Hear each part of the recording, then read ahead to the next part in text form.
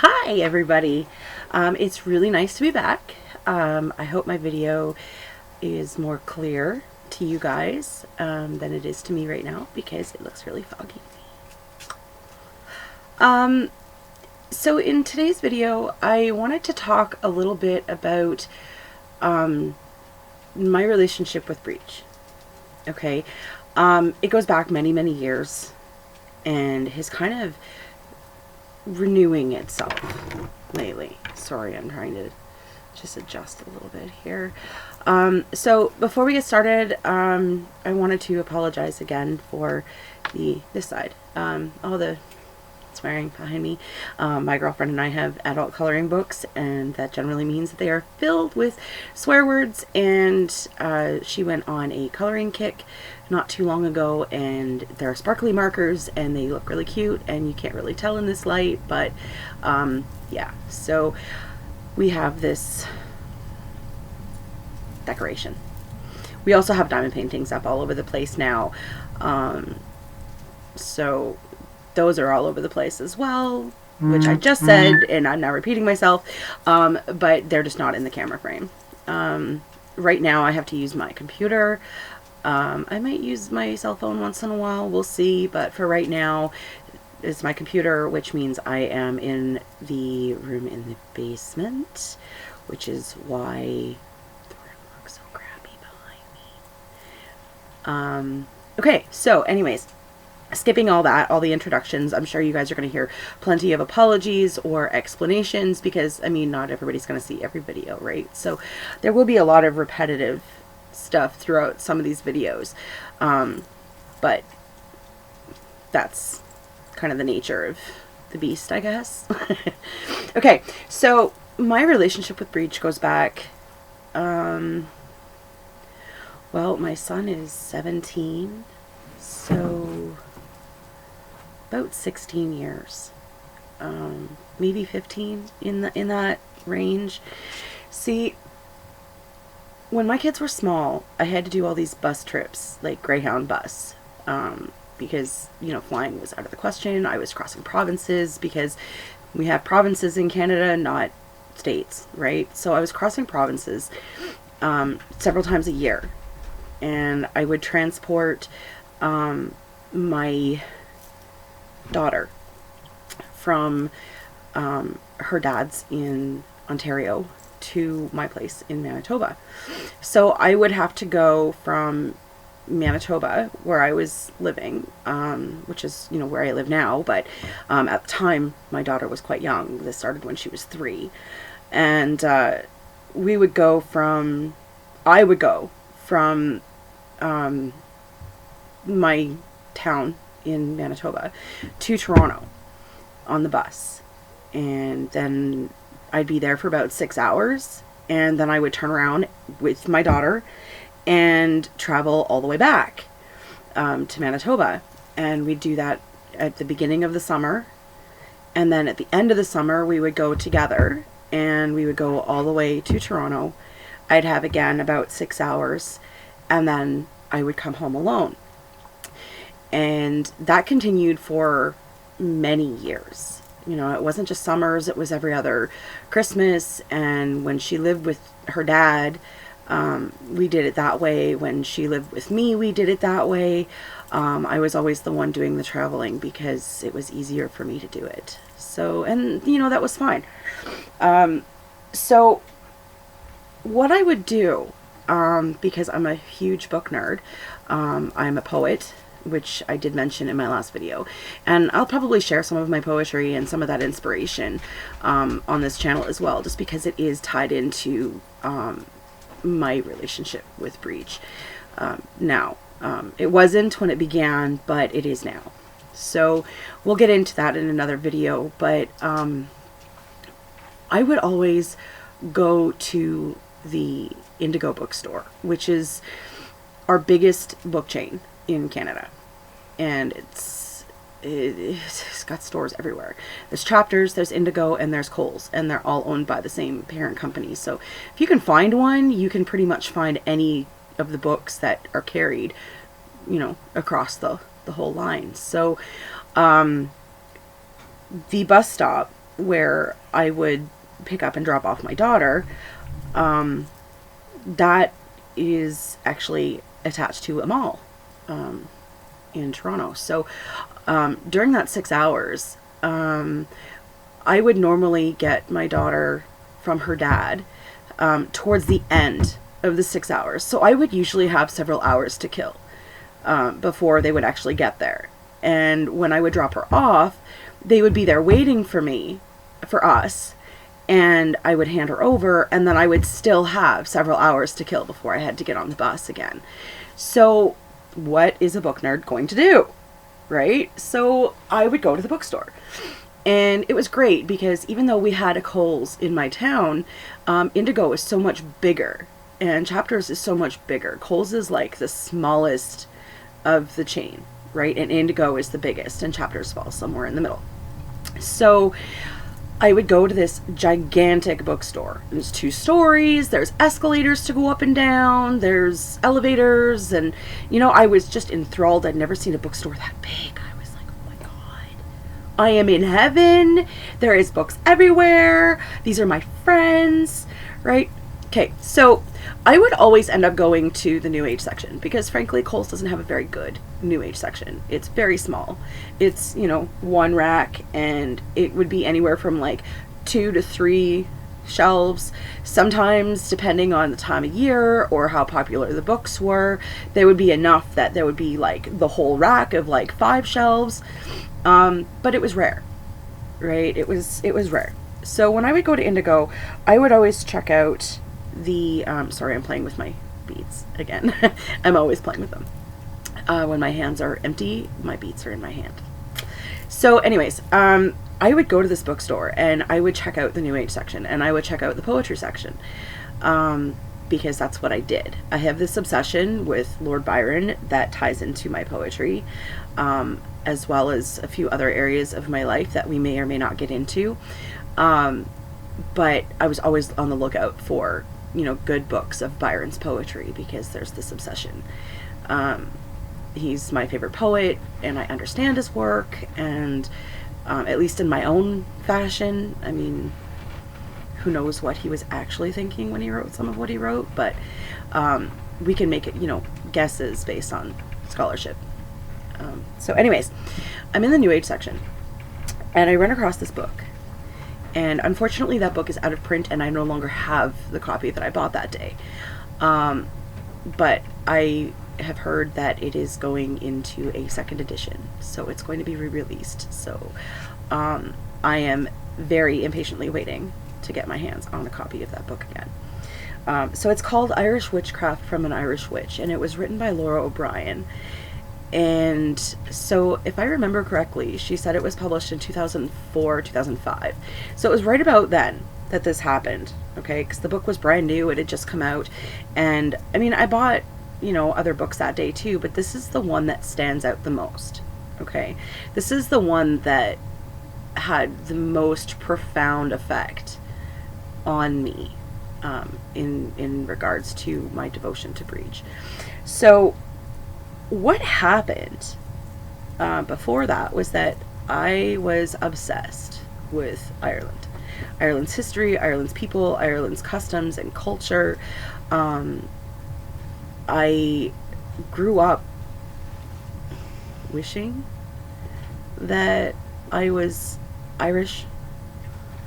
I found out, you know, many years later that in actuality my family, part of my family at least, does come from Ireland.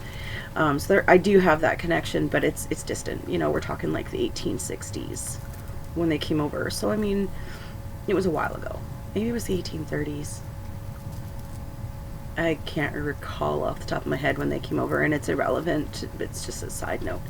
So anyways, when I saw this book, you know, Irish Witchcraft from an Irish Witch, like, how much better can you get than the cultural practice, the spiritual practice, as a pagan who's interested in Irish mythology and Irish culture? How much better can you get than a book written by somebody who actually lives and breathes and practices in Ireland and has their whole life? So I had to have this book, right? So I get back on the bus, and we're 20 minutes, half an hour out, and I'm reading this book. You know, I managed to wait until I got on the bus before I cracked the cover. I was determined I wasn't going to start reading it until I was on the bus. And I'll be honest with you, I read that entire book cover to cover on that bus trip. And I've read it several times and read bits and pieces and cover to cover. Like, it was a huge reference for me. Excuse me. So I'm on the bus, and we're about 20, 30 minutes out from the bus stop. So I haven't been on for very long, and I'm reading. And all of a sudden, I get this really, really strong urge to meditate.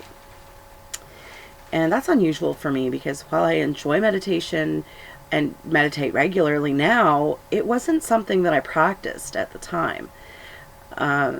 It wasn't something that I was heavily engaged in or that I put much stock into. I mean, it was a long time ago. You know, it was a really long time ago. So anyways, so I put the bookmark in the book and stuck it in the pocket of the seat in front of me. And then I sat there, kind of, you know, sitting forward. I wasn't leaning against the seat behind me. I wasn't leaning against the seat in front of me. I was just sitting, like, straight upright. And my hands were in my lap. And I closed my eyes. And immediately, like, within seconds, ended up in this field. It was a grain field, like wheat. And there's all kinds of things that kind of dotted the landscape. There was a giant rock that you can climb. There was a tree with a swing attached that you can sit and swing in. There's a forest in the background. There was a mountain behind me. There's a beach off to one side. And just before you get to the forest, but off to the side, and the only way you could get to it was to go through the wheat field, there's this stone cottage. Okay, and there was smoke coming from the vicinity of the cottage. So I walked down to the cottage, and that's where I met Brigid for the first time. And sorry, I forgot to turn my phone down. Okay, so we're just gonna pretend that didn't happen. So I met Brigid, and she was at her forge, and she was creating something, and I couldn't see what it was. And she spoke to me, and she told me that I had a job to do, and that's what I was there for. And she ended up pulling this massive sword out of the forge, and she finished it while I was there. And she gave me a task with the sword. I had to carry it to someone, and I wasn't allowed to let it touch the ground, because if I let it touch the ground, it would become unconsecrated, and we would have to start all over again. And I tell you, I have never felt weight in a meditation like I did that day. There goes my sword again. I apologize, my Facebook is going off. I'm just gonna take a second here to turn that down. Sorry.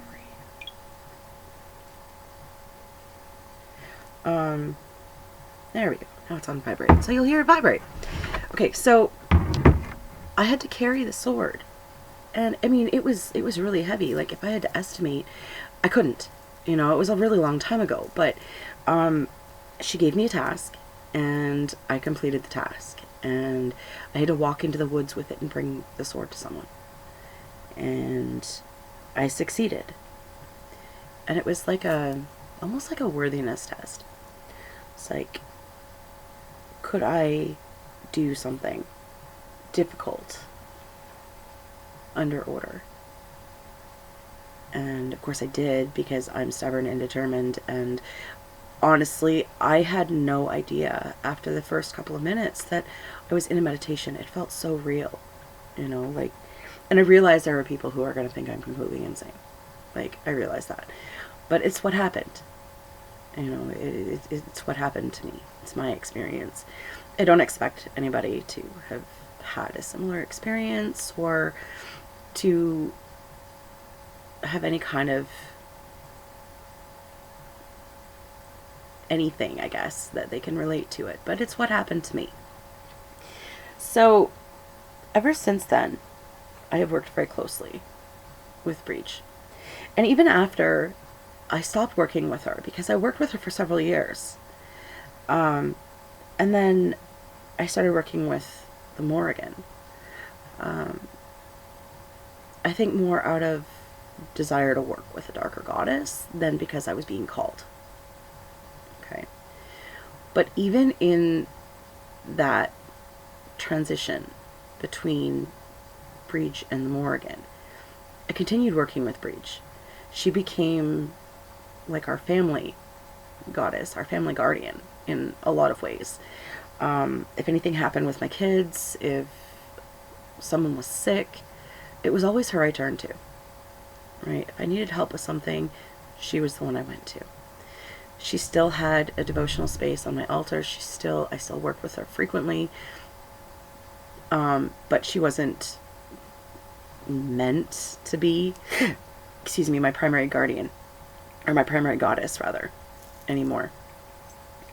So part of that was that at the time, it was really hard to find information on Brigid. I didn't know where to look in the lore. I didn't know where to look in the history books. I didn't know where to look, period. I didn't know where to start. And it was really hard to try to build a relationship with a goddess that I knew very little about. Everything I knew about her was from what she told me herself. It wasn't from research that I had done. Okay. Mm-hmm. So, and now my phone is going off again. Sorry. My son and his boyfriend are trying to contact me, so they're going to have to wait for a few more minutes. So anyways, it was just really difficult to remain working with her and to build the relationship that I wanted with her at that time. It was very, very challenging. So fast forward several years, and here we are. And obviously, as my previous video says, and as the subject of this video, I am working with Brigid again. It's not that I stopped. It's that she kind of started taking a backseat. And I wasn't happy about it, but the resources just weren't there at the time. It was really hard to find the information that I needed, but I did the best that I could. So, a couple years ago, I joined a women's group called the Sisterhood of Avalon. And I think I'm still a member for right now.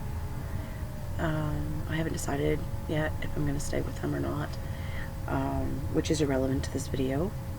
But not too long ago, several months back now, one of the sisters in the SOA stated that she was a member of Ord Brigid, and I'd never heard of it. So I googled it. Try spelling Brigid when you don't even, you've never seen the word before. It's complicated. But I found the website for the order, and hemmed and hawed. Did I want to join? Did I want to be a part of that? Did I really want to work with Brigid again to that extent? And then I found Daughters of the Flame and decided that I needed to work with one of the groups, one of the two that I found. So I got in contact with Daughters of the Flame, and after some time went by, there was an opening for me because they're limited membership. And I was able to start being a flame tender, or a flame keeper. I think it's flame keeper and water tender. Yeah. Okay. So I became a flame keeper with the Daughters of the Flame, which is dedicated to Brigid in all of her incarnations, as a goddess, as a saint. It's non-denominational, so it doesn't matter what you believe as long as you're there for her. Like, it doesn't matter if you're coming to the group as a saint, or like with her as a saint and you're a Christian, or if you're pagan and you see her as a goddess, or if you see her somewhere in the middle of that spectrum. It doesn't matter. The point is that we're all there to honor her, right? So not too long ago, I decided I wanted to join the other order as well, Brigid.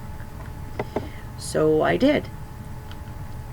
So now I have there's two communities of people. Daughters of the Flame is women only, and Ord Brigid is open to men and women. And we all honor Brigid, all of us. And the only things that we really know for sure that we have in common are that we all light a flame for 24 hours on a 20-day cycle. And we all do that to honor Brigid.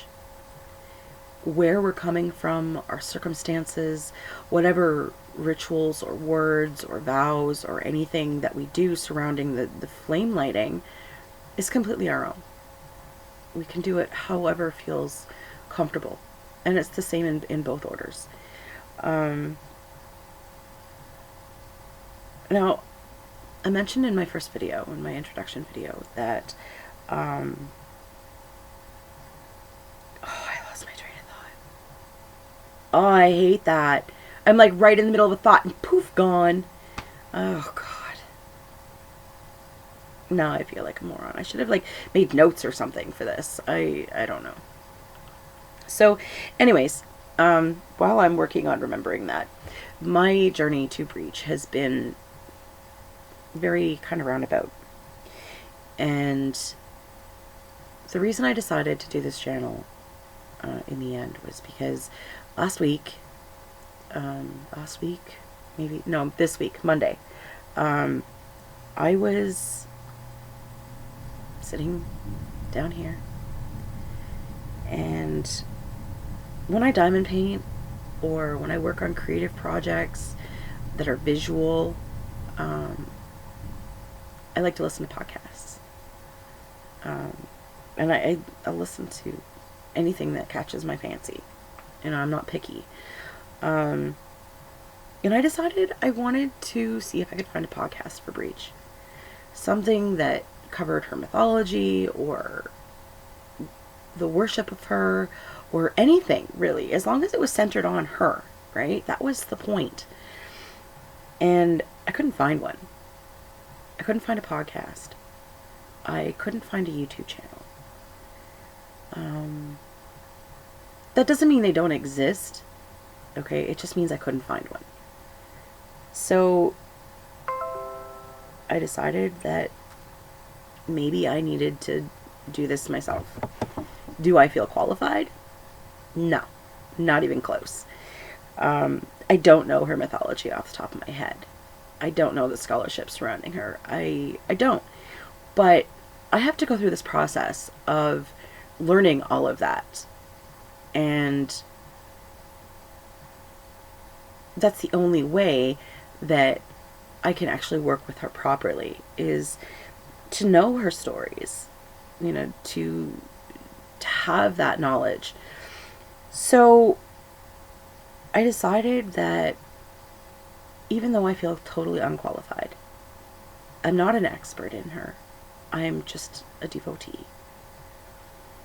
Maybe one day, if I'm lucky, I might reach, you know, honoring her as a priestess, but right now, I'm just a devotee.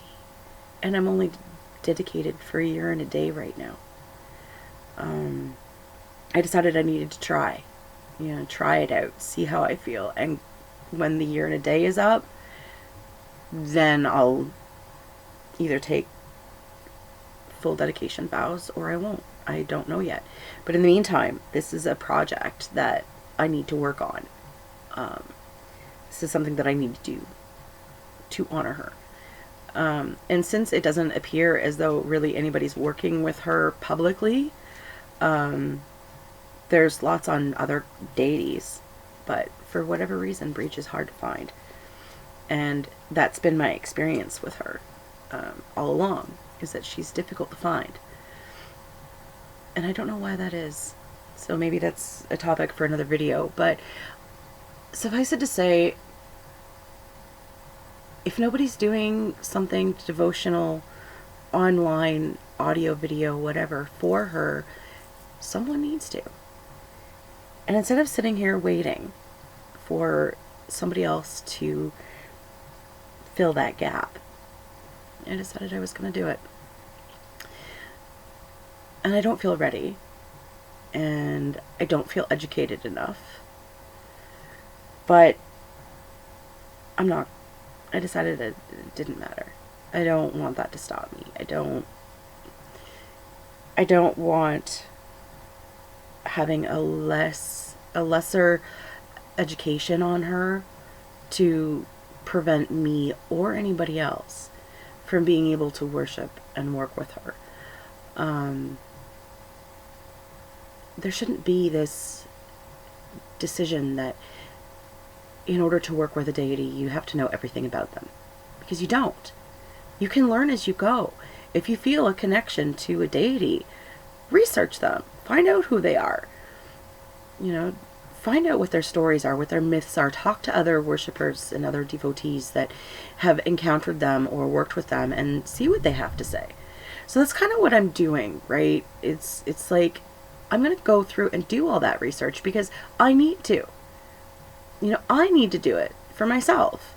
So I'm going to share what I learn and what I find with all of you.